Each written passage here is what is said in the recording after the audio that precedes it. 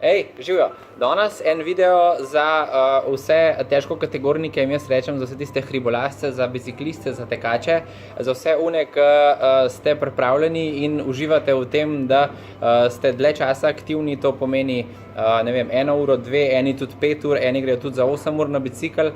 Tako da pri vseh tistih vem, da prihaja do zelo velikega stresa, do zelo velike zakisanosti telesa.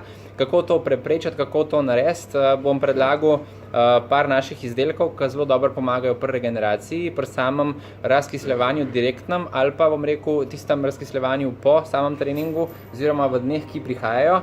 Tako da na prvo mesto bi tukaj dal absolutno glutamin. Dajte ga vsaj 2krat na dan po 10 gramov, tudi jaz bi ga dal med samo vadbo noter, da bi že sprotno delal tisto, kar mora, se pravi, da bi dvigoval nivo rastnega hormona in delal na regeneraciji. Vsekakor betalanin, ki sodeluje pri tem, da preprečuje nastajanje laktata, da mišice ne bojo pekle, se zakisale in da ne bo prišlo do prevelikih poškodb v mišicah in zatrdelosti, da drug dan ne bojo tako toge. Potem tretja stvar, absolutno, BCA-jke. BCA-jke zakaj? BCA-jke so fajn zato, ker preprečujejo katabolizem in ne bojo mišice pravzaprav prišle do tega, da bojo razpadale med samo vadbo, da jih telo ne bo jedlo za energijo.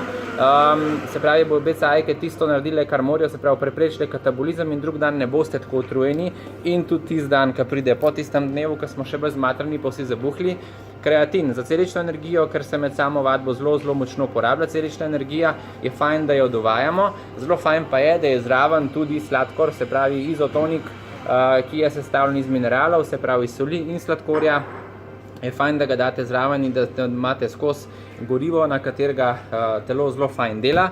Za vse tiste, ki jih še vmes zmanjka, so zelo fajn takili gelčki. Ta je ta mehak, te so malo trši, da ga imaš mogoče že v ustih.